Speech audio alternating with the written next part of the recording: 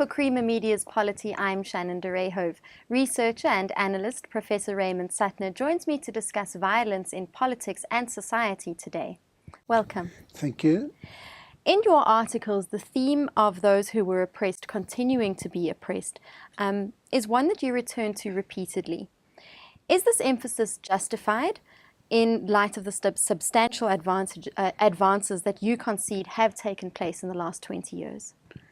Yes, no, I wouldn't wish to suggest that nothing has changed. And I think it's very important to acknowledge that many people have seen their lives fundamentally changed.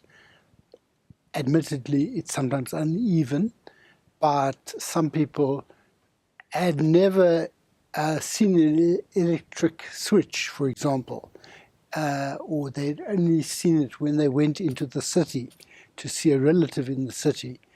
So there have been very, very important changes. Sometimes they've not been properly planned, sometimes they have not been maintained, and in some cases people still haven't got the basic needs. So when I speak about the continuation of patterns of oppression that one had under apartheid, when we think of Johannesburg, it's not the people of Saxonwold or Dunkeld or Sandton who march over water or about sewerage in the streets and things like that. And one is, in fact, talking about the poorest of the poor remaining black people predominantly, and the people whose life trajectory is very different from that of a white South African.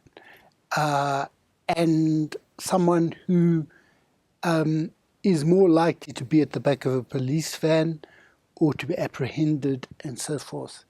And I think one of the problems that we have, and this relates to the question of violence, is that under apartheid, because black people were rightless, they didn't really attempt to address the problems that they had.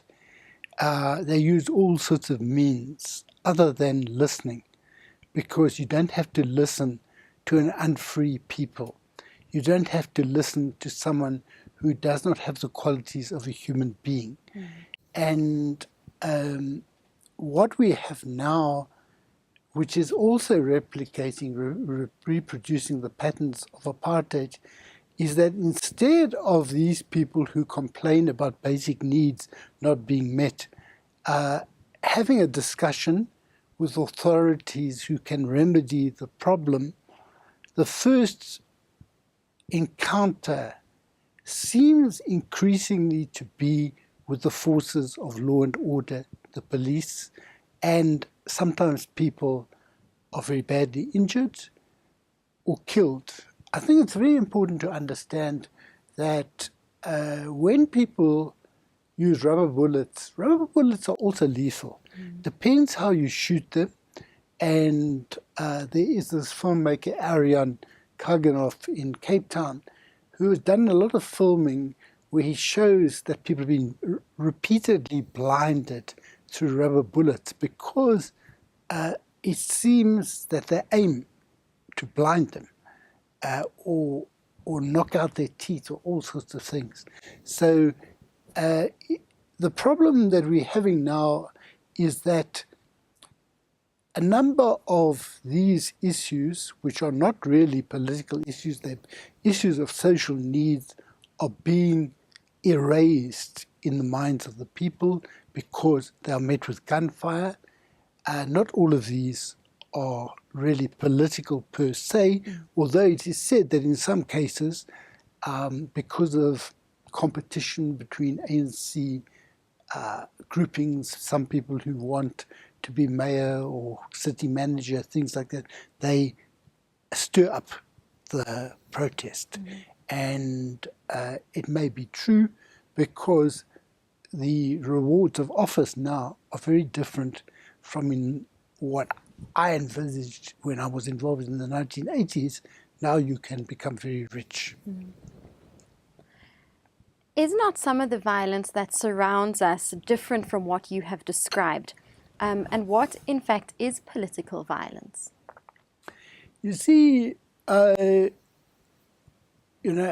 even what I've described is, strictly speaking, part of being political, because people are acting in regard to their own rights as human beings, claiming their humanity, claiming that to be a full human being, you need to be able to wash yourself, have clean water, and so forth. But more politically, we have seen the use of violence during the rise of Zuma, when the first elections were fought after that. Cope experienced a lot of violence.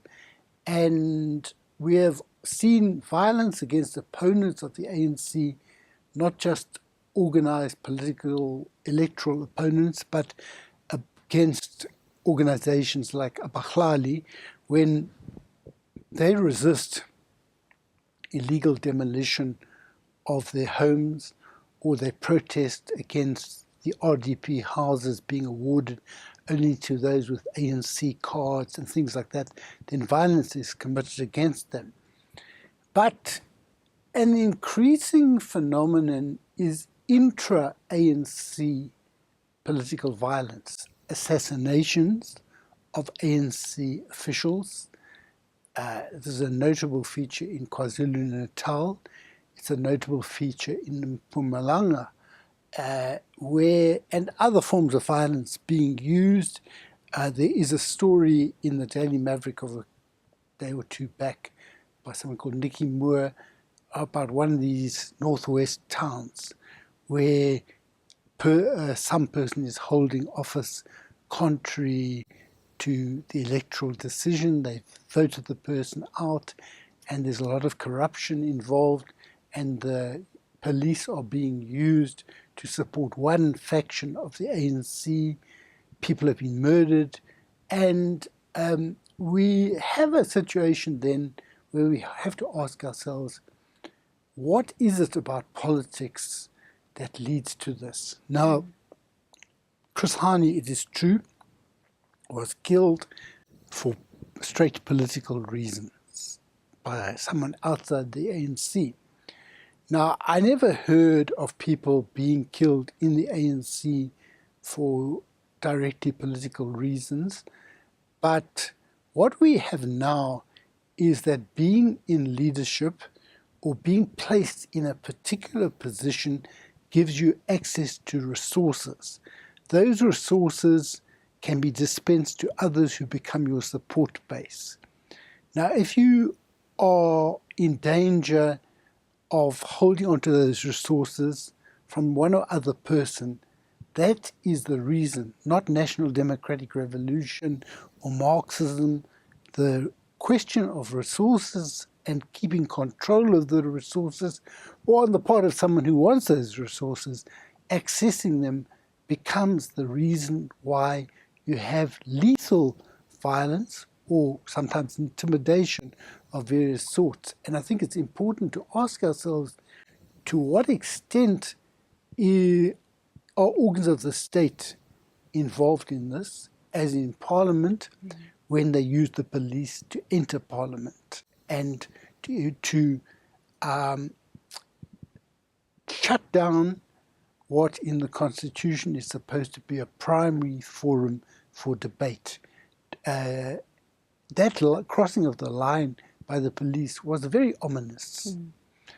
So those are the sorts of issues that I would relate to in trying to understand the different types of violence, some of which are related to loyalty to the ANC, but some of which are related to different factions. Now, factions usually means political orientation, but in this case, it relates to who will benefit in terms of resources. Thank you very much. Thanks a lot.